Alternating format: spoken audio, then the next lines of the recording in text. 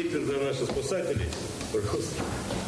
Да, кстати, в то время, когда он спасал этих, вытаскивал детей из машины, откачал их, сделал искусственное дыхание.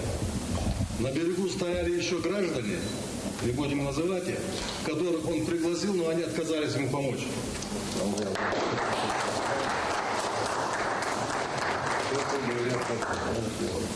Несчастный случай произошел у Алханчурского канала. Водитель автомобиля ВАЗ-2106, не справившись с рулевым управлением, прямо с моста опрокинул машину в канал. Машина начала тонуть. Оказавшись случайно на месте происшествия, Мурат Карданов, не задумываясь, бросился в воду для спасения утопающих. В это время, 23:30, я находился недалеко от этого происшествия.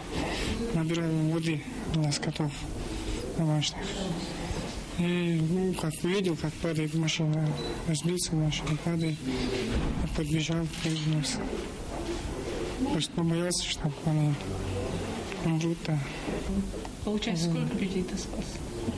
3 маленьких детей, там, самому старшему 4 года, и женщина беременная. Именно вот этот случай, который произошел 20 числа, это можно отнести к разряду уникального. Потому что вытащить из затопленной машины 4 человек, одному человеку, это не всякому под силу будет. Тем более женщина уже была без сознания, она была в положении. Вот, он сумел у них откачать, то есть не растерялся, провел искусственное дыхание, которое даже знающему не всегда удается сделать. В дальнейшем мы будем отслеживать его судьбу. Вот.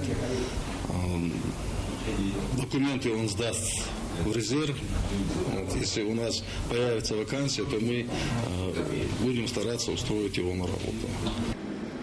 В настоящее время жизнь и здоровье пострадавших вне опасности. И все благодаря мужественному поступку Мурата Карданова, который после этого случая твердо решил для себя: место его работы – это служба спасения. Хади Евлоева, Малская Гиев, Ибрагим Асканов, Вести Ингушетия.